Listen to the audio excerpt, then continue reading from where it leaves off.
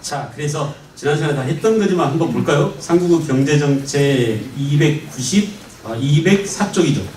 204쪽 삼국 경제정책 영토 정복 사업으로 토지와 호로를 잡아들이고 공을 세운 자들한테 토지와 농민을 뭘로 주었다고요? 시급으로 주었다. 말해보세요. 뭐라고요? 시급이요. 시급 말고 또 뭐가 있다고 배웠죠?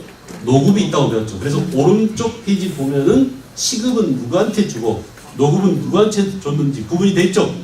여러분 때는 그냥 노급 이렇게 했었어요. 알겠죠? 그래서 시급과 노급이 이렇게 구분되어 있구나라는 점.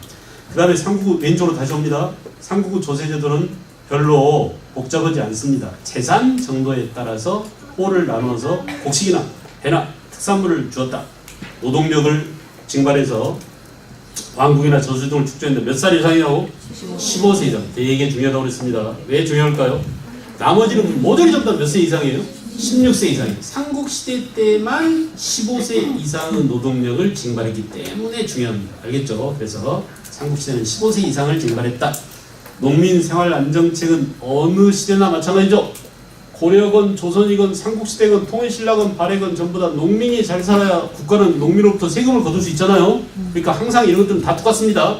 그죠? 외울 필요가 전혀 없는 거죠. 그래서 이때는 뭐냐? 철제 농기구가 보급되고 우경을 장려하고 황무지 개간, 황무지 개간 줄 보세요. 이 황무지 개간은 언제부터 시작됐을까요? 농사를 처음 시작한 게 언제죠? 신석시대부터. 그리고 언제까지 이 황무지 개간 사업이 진행되고 있을까요? 지금까지요. 변치 않고요. 그래요, 안 그래요? 그렇습니다. 지금도 여러분들 이렇게 여행 다니면서 시골 한번 가보세요. 땅이 있는 곳에는 전부 다 뭔가 심어져 있어요. 그죠? 그러니까 우리 인간이라는 게 그 농사를 시작한 이후 얼마나 땅을 효율적으로 이용하기 위해서 노력했는지 몰라요. 알겠죠? 그래서 이렇게 개간 사업은 시대를 막론하고 그 권장되고 있었다. 국가가 정책적으로 장려하고 있었다. 저수지 축조 줄긋습니다. 생각해야 됩니다. 언제부터 저수지를 축조했더라? 삼한시대예요. 이 기준을 갖고 있어야 돼요. 그리고 지금도 저수지 있어요, 없어요? 있어요. 그죠? 그러니까 항상 역사는 뭐가 중요하다고요? 처음 시작할 때가 중요합니다. 그게 역사적인 거예요. 그래서 삼한시대에 아주 유명한 삼한시대 저수지도 있었죠. 김제, 벽골제, 밀양, 수산제, 의성, 대제지, 상주, 공검지. 천천히 실어요. 그냥 넘어갈래요. 적어놓고 외우려고 그러니까 안 해도 돼요. 중요한 것은 뭐예요? 언제부터? 삼한시대부터다. 저수지는 언제부터? 삼한시대부터다 라는 점을 꼭 기억하세요. 됐죠? 됐죠? 이 저수지가 중요한 것은 언제부터 또 저수지가 중요해질까요? 조선 후기입니다. 이모작이 본격화되면서 저수지를 마구마구 지어가지고 1000여 개가 넘는 저수지가 만들어져요. 언제라고요? 조선 후기예요. 이렇게 큰 것들만 잘 기억해 주시기 바랍니다. 알겠죠? 그 다음에 이제 삼국의 수급 기술이 뛰어난 노비들을 이용했고 국가체제 정비 이후에 수급 생산 관청을 만들었다. 다 했던 겁니다. 또 삼국의 상업과 무역 통과하겠어요. 되게 친한 나라들과 무역한다고 알아두면 되겠죠? 고구려는 남북조를 동시에 사귀었어요. 고구려는 밑에 보세요. 그 다음에 백제는 뭐라고요? 주로 누구랑 사귀었어요? 남조. 특히 백제가 망할 때까지 백제와 뗄래야 뗄 수 없는 나라 누구였어요? 왜? 일본이었습니다. 일본은 백제의 형제국이나 마찬가지였어요. 우리가 그래서 비류가 건너가서 일본의 천황이 되었다라는 설을 의심하고 그런 가설을 한번 생각해 볼 필요가 있는 이유가 바로 여기 있습니다. 백제와 일본이 왜 이렇게 친했을까? 알겠죠? 그 다음에 신라는 6세기 이전에는 중국으로 갈 엄두를 못 냈었죠. 고구려하고 백제한테 막혀 있었기 때문에 6세기 한강 유역에 진출한 이후 줄 보세요. 누가 여기에 진출했더라? 그렇죠. 진흥왕이죠. 6세기 진흥왕 이후에 활로를 뚫었습니다. 중국으로 건너갈 수 있는 그런 길을 열었죠. 그 게이트가 어디예요? 당항성이었구나. 됐습니까? 당항성이었구나. 예, 당항성을 통해서 중국과 직접 교역했다. 됐죠? 그 다음에 귀족들은 어떻게 살았을까요? 농민들은 어떻게, 지금까지는 뭐예요? 경제 정책입니다. 큰 걸 보세요, 큰 걸. 왼쪽 페이지는 뭐죠? 경제 정책이에요. 국가가 어떻게 경제 정책을 펼쳤느냐 이런 얘기죠. 그 다음에 오른쪽은 뭐예요, 이제? 다음 페이지는 귀족들의 생활은 어떠했으며 농민들의 생활은 어떠했으며 이런 얘기가 나옵니다. 모두 다 그래요. 조선시대까지 계속 이런 체제가 유지돼요. 이 큰 프레임을 놓치면 안 됩니다. 다시 하겠어요. 우리가 지금 경제를 다루고 있잖아요. 경제는 먼저 뭐가 나온다고? 국가 경제 정책. 토지제도는 어땠으며, 세금제도는 어땠으며, 농민 생활 안전책은 뭐며, 이게 전부 다 국가가 취해야 할 국가 정책들이죠. 그죠? 그 다음에는 또 귀족들의 생활, 농민들의 생활 나오는데 주목해보세요. 귀족들은 어떻게 살았다고 그랬어요? 아주 쉬워요. 잘 먹고 잘 살았다. 많은 땅 가지고 많은 노비 가지고. 어느 시대나 마찬가지입니다. 그죠? 어느 시대나 마찬가지. 그래서 따로 특별히 외울 필요가 없어요. 얼만큼 잘 살았는데 너네들이 가진 토지 이름이 뭔데 이렇게 들어가는 거죠. 귀족은. 그 다음에 농민들은 어땠어요?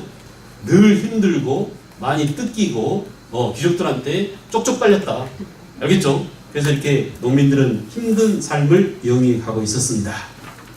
자, 그럼 생각해 볼까요? 우리가 요즘 와서 이 국가라고 하는 것에 대해서 되게 고민이 많잖아요.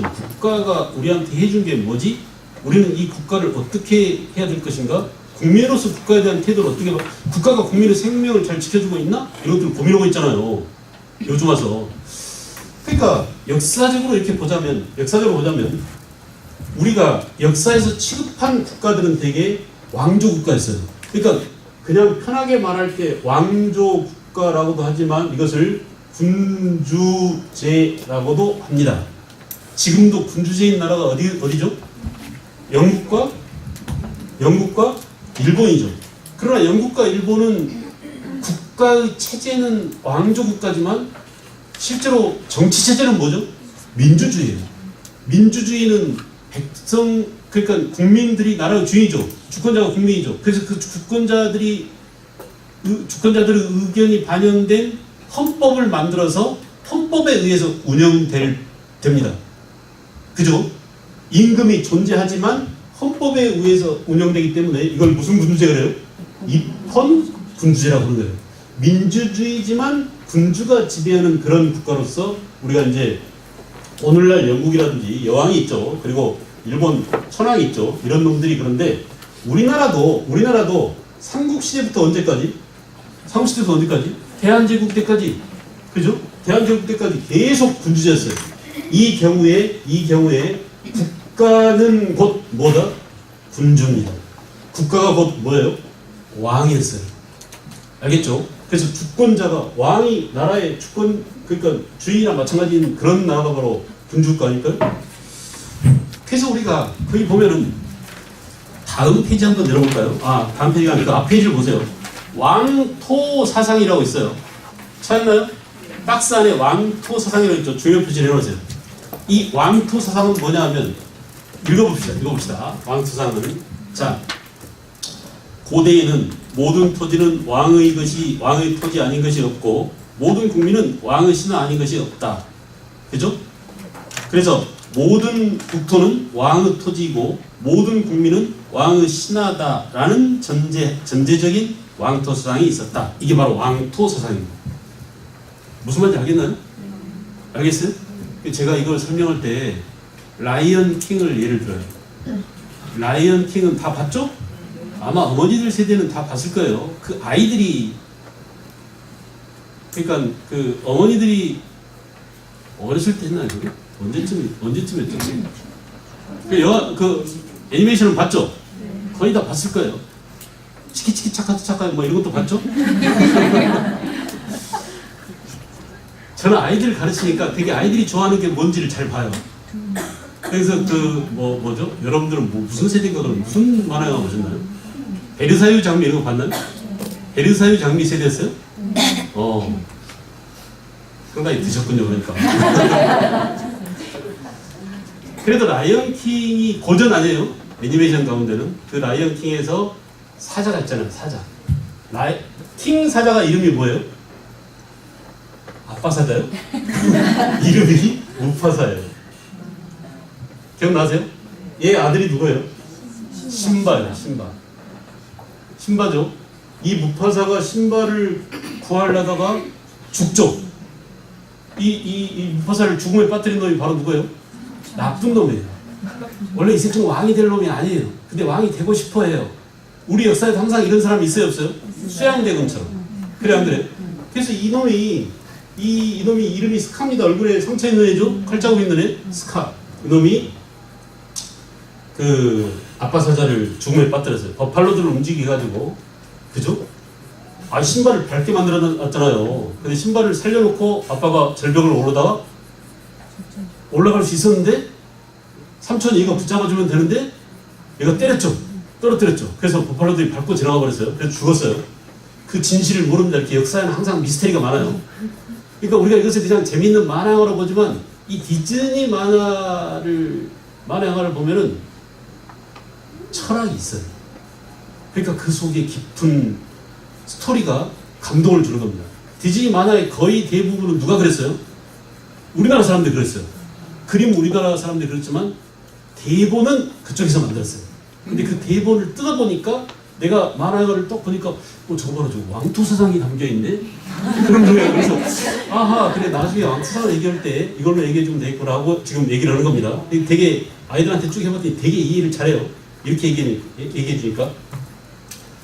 그래서 이 신바가 이제 아버지를 죽였다는 자책감 때문에 떠났죠. 그리고 얘가 왕이 됐죠. 근데 얘가 혼자 왕이 된 게 아니에요. 이 뒤에 아주 나쁜 놈들이 있었어요. 그게 바로 누구냐? 하이에나. 잘 보세요. 이놈이 이게 진짜 좋은 왕입니다. 정조임금이나 세종대왕 같은 분이죠. 요 놈들은 아주 나쁜 임금이에요. 그러니까 가령 예를 들어서 선조나 숙종이나 이런 사람들, 그 밑에 서인들처럼 나쁜 귀족이나 나쁜 양반이나 이런 놈들이 있었어요. 여러분 봐보세요. 지금도 우리가 보면은 백성을 뜯어먹는 사람들은 누구예요? 누가 우리들을 뜯어먹습니까? 네? 지금 귀족 없잖아요.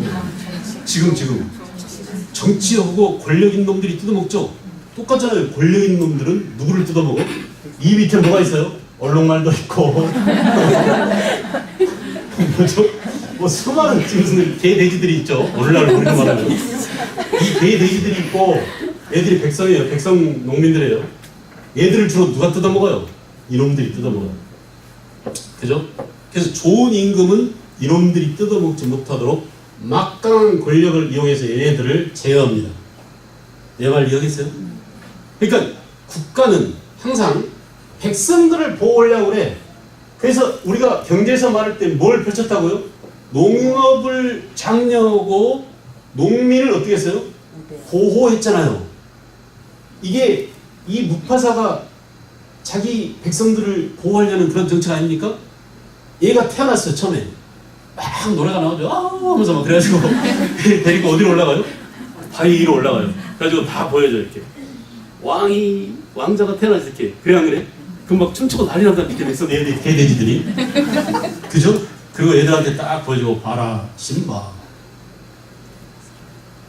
태양이 비치는 곳은 다 네 땅이다. 이게 무슨 사상이에요? 왕토 사상이에요. 알았어요? 거기 살고 있는 백성들은 다 네가 먹여 살려야 될 너의 신하들이다. 이 너희들. 똑같잖아요. 지금 나온 게. 땅 중에 왕의 땅이 아닌 땅이 없고 백성 중에 왕의 신하가 아닌 게 없다. 이게 바로 무슨 사상이라고? 왕토 사상이에요. 잠깐. 그러나 여러분, 진짜 이 무파사가 전 그 초원을 다 소유하고 있을까? 부동산 등기해놓고 소유하고 있을까요? 그러진 않죠. 이건 뭐예요? 관념상. 사자는 동물의 왕이야. 그러니까 이 땅은 다 내 땅이나 마찬가지야. 라고 하는 그 관념, 이걸 뭐라고요? 왕토 사상이라고 해요. 오케이? 그래서 왕토의 뒤에 뭐가 붙어 있어요? 사상이 붙어 있는 거예요. 이건 사상일 뿐이야. 생각만 그래. 그러니까 모든 땅은 임금의 땅이다라는 관념만 있을 뿐이죠. 실제로 왕 소유권이 있는 건 아니에요. 당장 얘가 죽으니까 소유권이 누구한테 넘어가 버려요? 이놈한테 넘어가요. 잘 봐봐요. 근데 얘가 절대적인 권한이 있어요, 없어요? 없어요. 얘가 왕 될 때 뒤에서 음모를 꾸미고 얘를 도와준 게 바로 누구였죠? 하이에나들이었죠. 그래서 나중에 하이에나가 어때요? 전하, 혼자 다 처먹으려고 하지 말고 우리한테 애들 좀 맡겨줘 해가지고 다 뜯어먹잖아요. 이런 놈들이 나라의 권력을 쥐면 그 나라가 다 칼라에서 흑백으로 바뀝니다. 아니 이거 보세요. 이 만화 영화에서 실제로 흑백으로 바뀌잖아요. 얘들이 지배하고 난 다음에는 완전히 그냥 초토화되잖아요. 그러다가 나중에 얘네들을 쫓아내고 다시 신바가 여자를 만나요. 누구였죠? 둘이 씨름하다가 해가지고 너니? 이렇게 된 애가 갑자기 생각이 안 나요.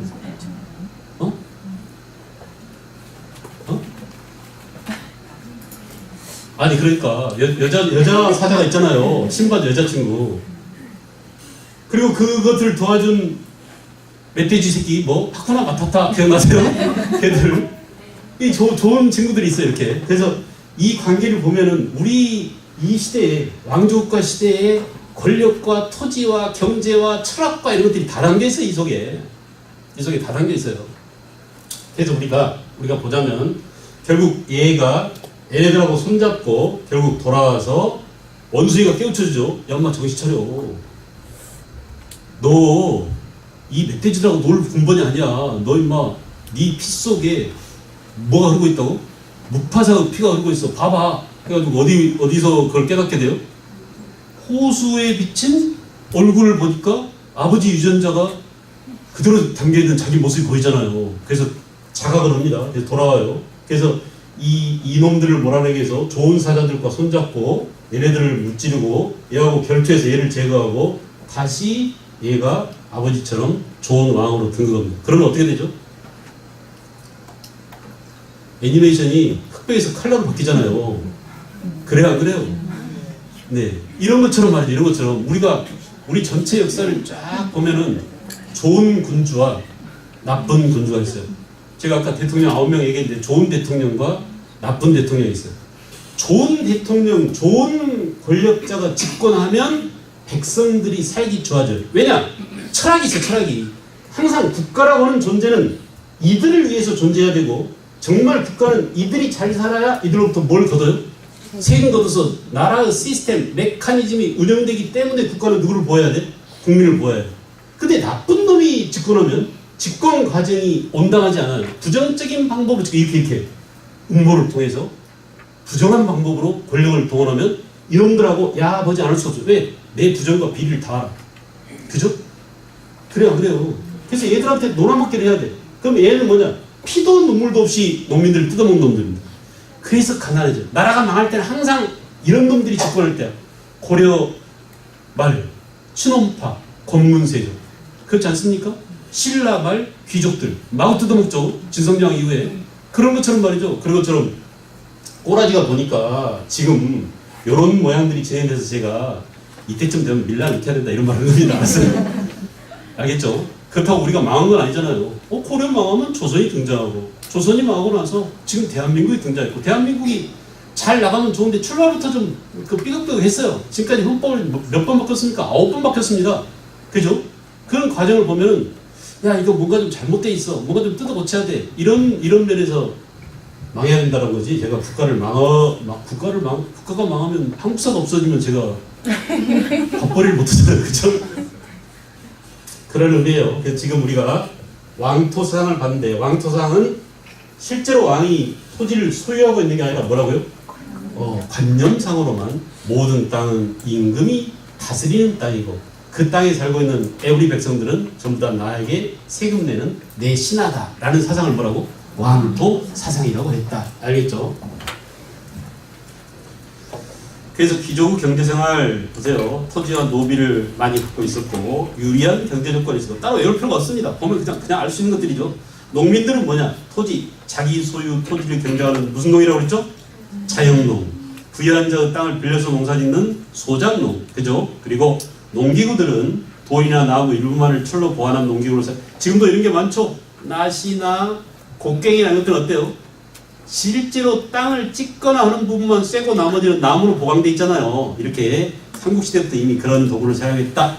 4, 5세기 이후에 철제 농기가 더 많이 보급되고 6세기 이후에 우경이 확대되었다. 그 이전부터 있었던 우경이 6세기 이후 지중왕 이후에 확대됩니다. 6세기가 지중왕이죠.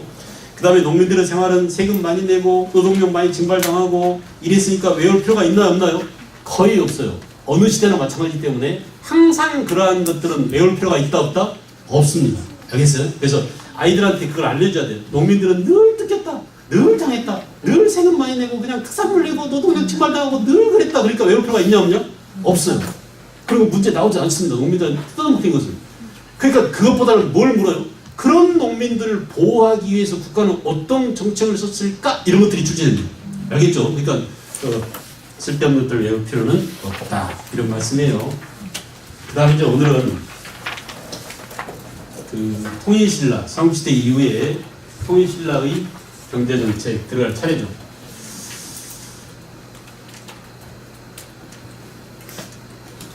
그런 내용이죠. 자, 통일신라 시대는 이렇게 경제 기반이 확대되었다. 이 말 제가 뭐라고 그랬죠? 이거 경제 기반이라는 말을 바꿔서 말하면 경제 기반은 두 가지입니다. 여러분들은 경제 기반이 한장은 질문 안 하기로 했어요. 한장은 질문 안 하기로 한 조건으로 여기 맨 앞에 앉혔어요. 경제 기반이 뭡니까, 여러분들? 경제 기반이 월급이죠. 제가 지난 시간에 얘기했잖아요. 그림자 노동. 그래 안 그래? 남편이 받아온 월급이 경제 기반이에요. 그죠? 근데 귀족들은 경제 기반이 뭐였냐? 토지입니다. 토지. 토지에서 돈이 나오잖아요. 땅과 또 경제 기반이 뭐예요? 귀족의 중요한 재산이 뭐죠? 노비입니다. 노비. 사람이에요. 그래서 이렇게 넓어진 토지와 많은 농민을 지배하게 되었다. 통일 이후 피정복민과 갈등을 해소하기 위해서 여러 가지 새로운 경제 정책들이 필요하게 되었다. 경제 기반이 토지가 옛날 신라보다 훨씬 더 넓어지고 또 백성들의 수도 많아졌기 때문에 새로운 경제 정책이 필요했다. 이런 얘기겠죠. 그래서 통일신라 시대의 조세제도는 생산량이 얼마나 거뒀다고요? 10분의 1을 거뒀어요. 거의 10분의 1입니다. 항상 세금은 나쁜 놈들이 집권하면 이보다 더 많이 거둬요. 알겠죠? 보편적으로 얼마 거둬요? 10분의 1. 교회에서도 얼마 냅니까? 11조 내잖아요. 그러니까 되게 11조라고 할 때 조도 이 조자 써요. 수학량 조자. 알겠죠? 그 조자가 땅에서 생산된 것의 일부를 내는 것 이런 의미예요. 조가. 알겠죠? 그래서 생산량의 10분의 1을 내고 곡물, 이건 뭐죠? 특산물입니다. 항상 특산물은 징발하는 단위가 어디라고요? 촌락 단위. 너네 동네는 특산물이 뭐냐 이러잖아요. 그러니까 촌락 단위로 특산물을 징수했다.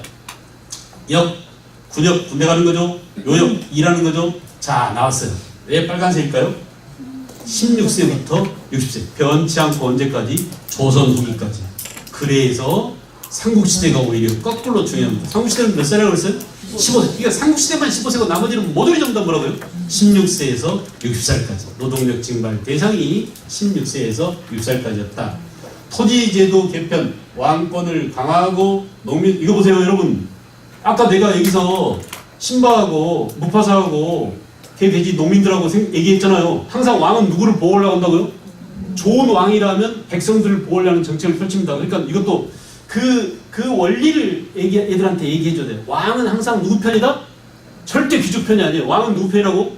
백성들 편을 들여야 돼. 그래야 왕한테 세금을 잘 낼 거 아닙니까? 그러니까 이렇게 왕권을 강화하고 농민 생활을 안정시키려고 하는 것은 이 둘 사이에 왕과 농민 사이가 어떤 사이다? 아주 긴밀한 관계입니다. 알겠죠? 중간에 누가 끼어버리면 나라가 망해요. 귀족들이나 양반들이나 특권층이 끼면 나라가 망해요. 알겠어요? 그러니까 항상 왕권이 강할 때는 특권층을 어떻게 해야 돼? 어떻게 해요? 제어할 수 있죠. 컨트롤할 수 있죠. 왕권이 약화되면 무슨 일이 벌어질까요? 특권층이 백성들을 뜯어먹어요. 근데 이 특권층은 백성들을 살살 뜯어먹어요? 마구 뜯어먹어요? 인정사정 볼 것 없이 뜯어먹습니다. 알겠어요? 그래서 우리가 전통적인 왕조 국가에서는 오히려 왕권이 강할 때 백성들이 잘 삽니다. 세종대왕 때 또는 그 영종조 때 왕권이 강했어요, 약했어요? 강했어요. 세종대왕은 너무 강해서 왕권을 다 내려놨어요. 야, 너희들이 해. 나는 그냥 보고만 있을게. 그래 안 그래요? 인사와 군사적인 일만 임금이 하고 나머지는 신하한테 돌려줄 수 있을 정도로 사실은 권위가 강했습니다. 권력보다는 권위가 강했어요. 임금에 대한 뭐예요? 신뢰. 백성들이 임금을 믿고 따르고 신하들이 임금을 믿고 따르는 것이 강하니까 그런 정책을 펼칠 수 있죠. 자, 그 다음에 통일신라 시대 토지제도는 왕권 강화, 농민생활 안정, 이거는 어느 시대건 마찬가지다라는 점. 그 다음에 노급을 폐지하고 시급을 제한했다. 자, 여러분들이 아주 옛날에 공부할 때 많이 외웠을 그런 내용이 드디어 나왔습니다. 우리가 이제 역대의 토지제도를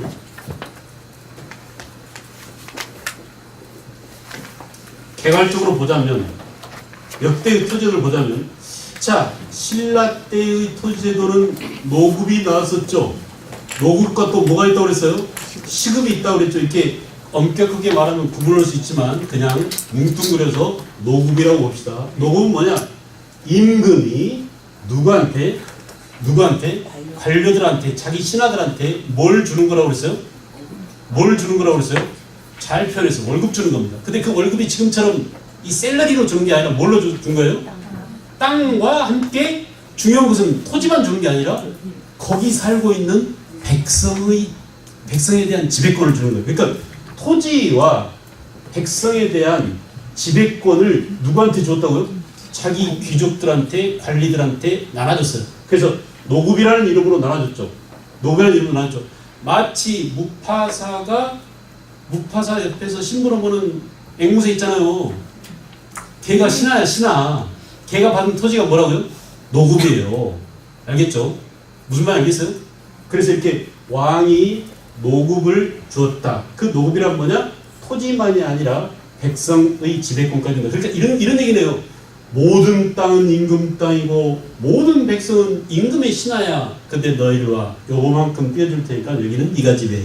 여기는 네가 지배해. 이렇게 자기 관료들에게 왕의 지배권을, 그러니까 왕토 사상에 의해서 토지와 백성에 대한 모든 지배권을 왕이 갖고 있는데 그것을 일부를 누구한테? 월급으로 떼어주는 겁니다. 얘들한테. 그걸 뭐라고요? 노급이라고 그랬어요. 알겠죠? 그래서 노급을 지급하고 있었다. 그런데 왕권이 더 세지니까, 야 너네 있잖아, 미안하지만 이거 못 주겠어, 이거 뺏어요. 그래서 어떻게 해요? 노급을 폐지합니다. 그리고 내 말 잘 듣는 진짜 관리들에게만, 그러니까 실제로 내 밑에서 일하고 있는 관리들에게만 뭘 주겠다고? 관료전을 지급하겠다라고 했어요. 신라에서 왕권이 진짜 세져가지고 무파사처럼 이렇게 강한 임금이 등장한 것은 언제 얘기했어요? 신라 신문왕 때였어요. 기억나세요? 신문왕 때. 그래서 신문왕 때 노급을 폐지하고 관료전을 지급했다. 이게 시험에 잘 나왔었죠. 그죠? 그래서 노급이 폐지되면 왕권이 어떻게 됐다고요? 신라의 왕권이 그냥 왕권이 아니라 아주 강해진 전제화가 되었다. 이렇게 말하는 겁니다. 됐어요? 왕권 전제화가 언제 이루어졌다고? 신문왕 때. 그때 그 전제화된 힘이 센 임금은, 야 귀족이라고 모든 그 관료나 귀족한테 다 땅을 주진 않겠어. 진짜 내 밑에서 진짜 일을 하고 있는 관리들에게만 주겠어. 그러니 나한테 뭘 더 해라라고 강요하는 거예요? 충성을 더해라. 일을 뼈 빠지게 해야 너네들한테 그나마 월급을 주겠다. 이렇게 월급식으로 주는 게 바로 관료전이에요. 옛날에는 뭐였어요? 우리가 귀족이라는 이름으로 또는 공을 세웠다는 이름으로 공신, 관료 이외에도 이렇게 뭉뚱그려서 왕이 귀족들에게 자기의 토지, 자기의 백성에 대한 지배권을 나눴잖아요. 근데 그렇게 주지 않고 어때요? 진짜 일하는 놈들한테만 월급으로 주겠다. 그것도 백성에 대한 지배권을 주지 않고 땅만 주겠다 라고 한 게 뭐라고요? 관료전이에요. 의미를 알겠어요? 되게 중요합니다. 그죠? 그래서 그게 언제라고요? 신문왕 때. 그래서 이렇게 왕권이 훨씬 더 전제화되었음을 알 수 있다. 노골 폐지하고 관료전 지급을 하고 노골 폐지했죠. 신문왕 때. 근데 여러분 봐봐요. 이게 이제 신라 역사 상대 중대에서 중대 아닙니까? 다시 신라 하대가 되면, 신라 하대 경덕왕 때가 되면 없어졌던 노급이 부활됩니다. 경덕왕은 우리가 아까 무파사 스카 이렇게 했을 때 누구에 비교될 수 있는 사람이에요? 스카쯤 되는 왕권이 약한 사람이에요. 그러니까 왕권이 약하니까 할 수 없이 누구 도움을 받아야 돼요? 귀족들의 도움을 받아야 돼. 그래서 귀족한테 다시 토지를 나누어 주지 않을 수가 없었어요. 둔점하게 됐어요. 권력을 나눠 갖게 됐어요. 알겠죠? 그래서 이렇게 없어졌던 노급이 부활되면 왕권이 어떻게 되는 거예요? 약화되는 것을 의미한다는 거예요. 토지와 권력과의 관계입니다. 토지와 권력과의 관계. 이거를 이해시켜야 돼요. 결국 우리가 정치라고 하는 것은 어떤 이득을 놓고 서로 갈등을 일으키는 것에 대한 그 갈등을 조절하는 힘이 바로 권력이죠. 그래요, 안 그래요? 그러니까 우리가 사회가 갖고 있는 전체 재화, 토지라든지 또는 여러 가지 경제적인 재화나 상품이죠. 이런 것들에 대한 누가 그것을 차지할 것이냐, 한국의 경제권을 누가 차지할 것이냐에 대한 것을 놓고 서로 갈등을 갖고 있는데 싸우게 되는데 그것을 조절해주는 힘, 이게 바로 권력이라고 볼 수 있단 말이에요. 그러니까 결국 권력은 이렇게 고대에도 왕권이라고 하는 권력과 나라의 토지를 어떻게 나눠 가질 것이냐, 토지에 대한 지배권을 어떻게 행사할 것이냐, 이것들이 밀접하게 관련을 갖고 있다. 토지를 임금이 직접 지배하고 대신 관리들한테는 땅만 주면 왕권이 전제되었지만 토지와 백성에 대한 지배권을 귀족한테 나눠주면 왕권이 약한 것이다 라고 볼 수 있죠. 알겠죠? 그래서 어려운 그런 내용입니다. 제가 오죽했으면 라이언 킹 얘기까지 했겠어요. 알겠어요? 토지와 권력과 관계를, 특히 왕토수상을 설명하는 것은 아이들한테 설명하기 되게 어려워요. 그러나 이것을 제대로만 전달해주면 역사를 쉽게 이해할 수 있어요. 권력이나 정치나 역사를 쉽게 이해할 수 있습니다. 자, 일단은 이렇게 고대 토제도는 신라 때 토제도로 대표되죠. 그러니까 고구려나 백제는 기록이 남아있지 않기 때문에 구체적으로 토제도가 뭐가 있다 이렇게 없어요. 그런 것들이. 근데 신라는 노급이 있습니다. 노급. 그래서 신라 때는 자, 노급을 가지고 노급이 있었냐 없었냐를 우리가 판단했지만 그 다음에 고려시대의 토제도는 뭐였죠? 네? 모든 관료들에게 임금이 전지와 시지를 18품 관직의 높낮이에 따라서 나눠줬다 이렇게 배웠죠. 그래서 고려시대 토제는 뭐예요? 전시과라고 합니다. 그 중에 전지는 뭐냐? 일반 농토를 말하고 시지는 뭐냐? 일감을 구할 수 있는 임야를 말하죠. 임야. 오케이. 그래서 이렇게 전지와 시지를 잘 보세요.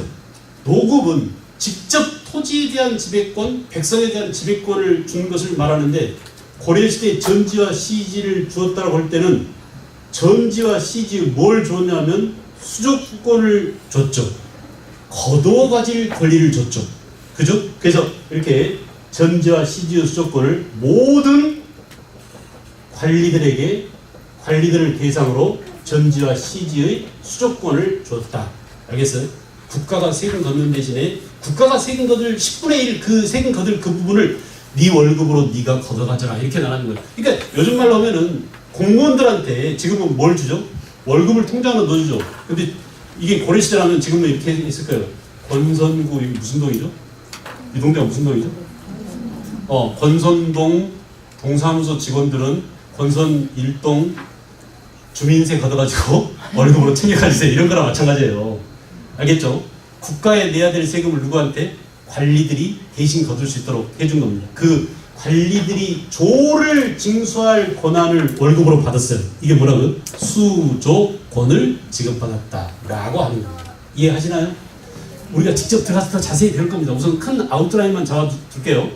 그런데 조선시대가 되면 이거 보세요. 그 다음에 조선시대가 되면은 이게 또 바뀌는데요. 자, 이 과정을 좀 설명하겠습니다. 전시과 제도가 이런 원칙이 언제 붕괴됐냐? 무신난 때 전시과 제도에 의한 원칙이 붕괴돼 버렸어요. 그리고 이 칼제비들 무신들이 등장한 이후에는 어때요?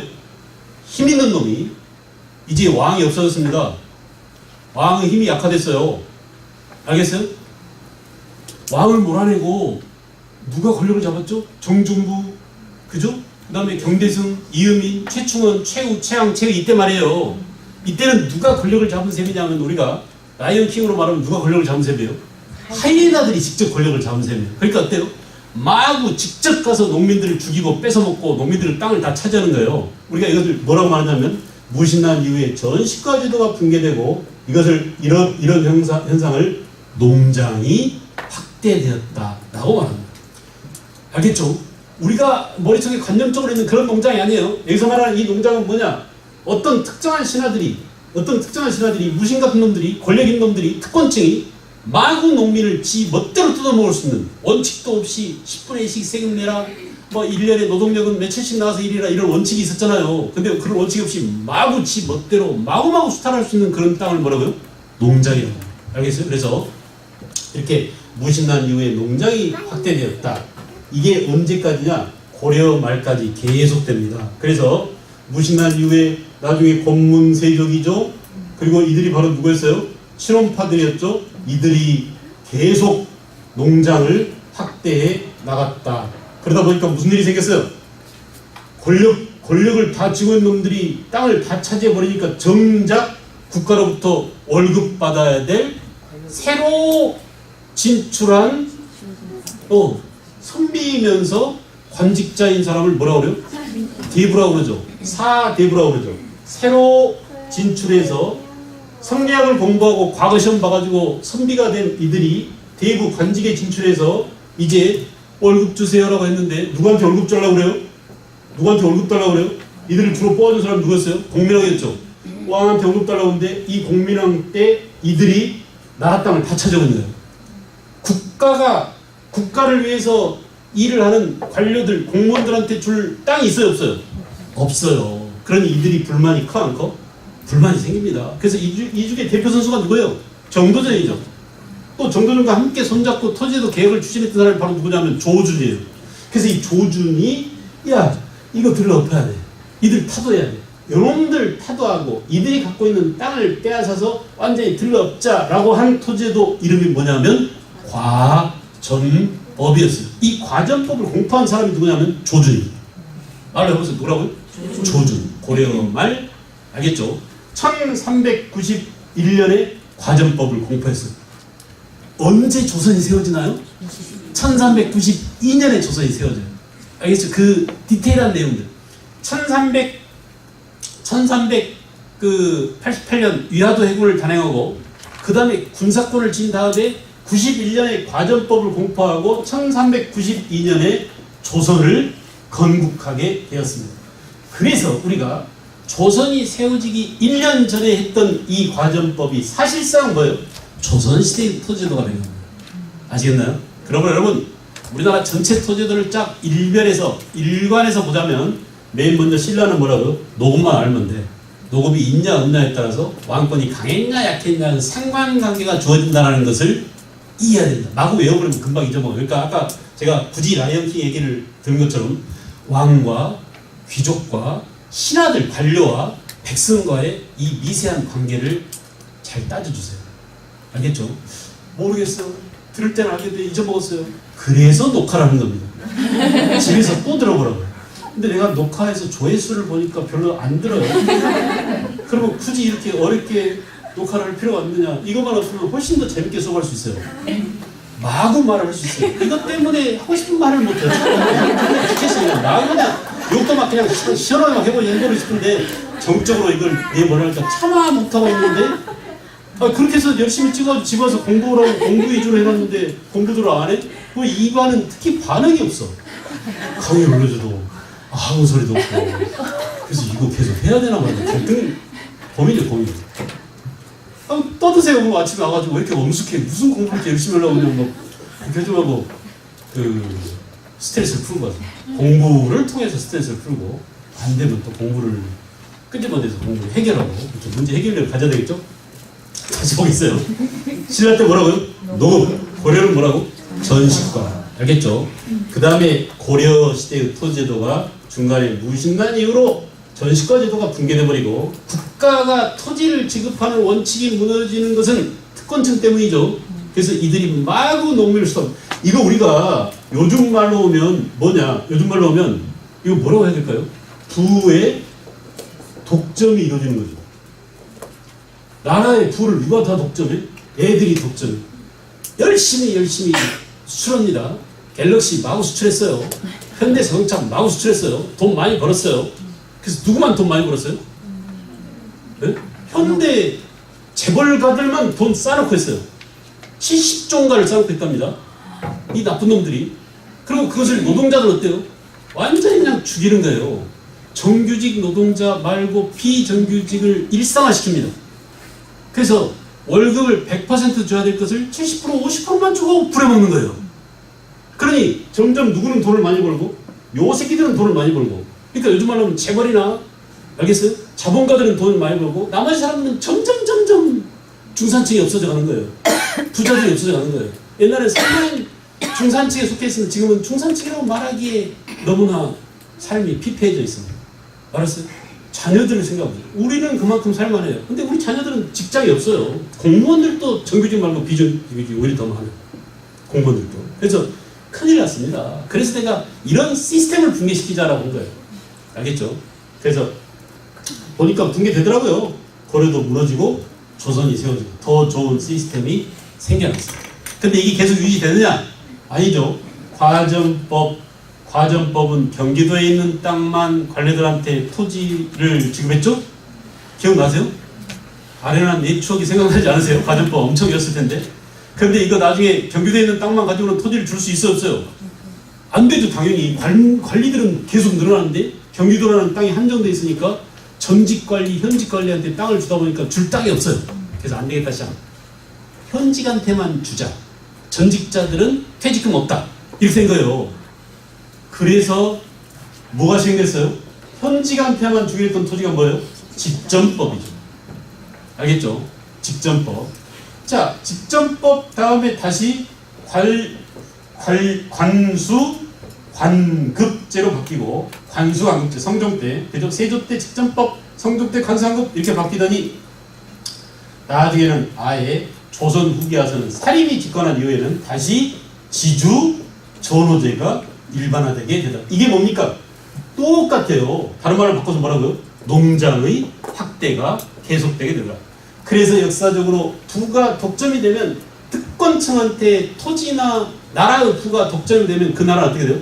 망해요. 조선도 16세기 이후로 이러다가 임진왜란, 병자호란 이렇게 두 차례 양날을 겪고 결국은 조선도 망하게 됩니다. 알겠죠? 부가 누구한테 독점됐기 때문에 살인 양반들, 양반 지배층한테 독점됐기 때문에 그 양반 지배층을 뭐라고? 지주라고 그러죠. 양반 지주. 대다수의 농민은 비정규직이 됐습니다. 대다수의 농민은 알바에 살았어요. 그 알바를 조선시대는 뭐라고 그래요? 전호라고 그랬어요. 소작인자. 땅이 없이 남의 땅에 빌붙어서 땅 주인인 전호, 양반 지주가 찌그러주는 싹 받고 살아갔던 사람들을 뭐라고 해요? 전호라고 해요. 그죠? 이렇게 소작농을 전호라고 해요. 이렇게 돼서 결국은 조선이 망하게 되겠네요. 그죠? 그러니 우리가 나라의 경제를 어떻게 관리해야 되느냐가 얼마나 중요한지를 잘 생각해보세요. 어떻게 부를 잘 나누고 나라의 부를 백성들과 함께 공유하고 백성들로 하여금 국가의 세금을 꼬박꼬박 내게 하려면 이 백성들을 부자로 만들어야 되는데 그 방법이 뭔지. 그러니까 하이에나를 잘 살게 해야 될 것인지 개돼지라고 이 하이에나들이 개돼지라고 말하는 이 백성들을 잘 살게 해야 될 것인지를 누가 결정해야 돼요? 임금이 결정해야 돼요. 근데 그 임금이 하이에나 편을 들어주는 순간 개돼지들은 죽는 겁니다. 마구 뜯어먹히는 거예요. 그죠? 제가 그것을 봤어요. 역사 속에서 여러 차례 목격했어요. 과거의 역사 속에서 있던 일들이 우리 현실 앞에서 이루어지는데 제가 화 안 나겠어요? 제가 성질 안 내겠어요? 밀란 일으키자고 안 하겠어요? 그러니까 그런 일들이 눈앞에서 전개되고 있는 거예요. 참을 수가 없어요. 제가요, 제 주변에는 좋은 일들이 많아요. 근데 국가나 사회를 보면 너무너무 화가 나요. 개인적으로는 괜찮아요. 살만해요. 너무 재밌어요. 알겠어요? 근데 나라는 일을 보면 너무 화가 나요. 잠이 안 와요. 잠이 안 와요.